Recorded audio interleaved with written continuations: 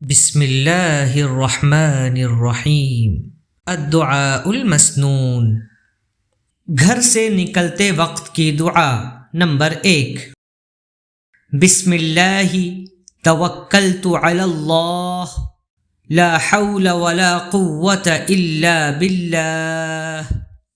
اللہ کے نام سے گھر سے نکلتا ہوں، میں نے اللہ پر بھروسہ کیا، اللہ کے بغیر نہ طاقت ہے گناہوں سے بچنے کی اور نہ قوت ہے نیکیاں کرنے کی۔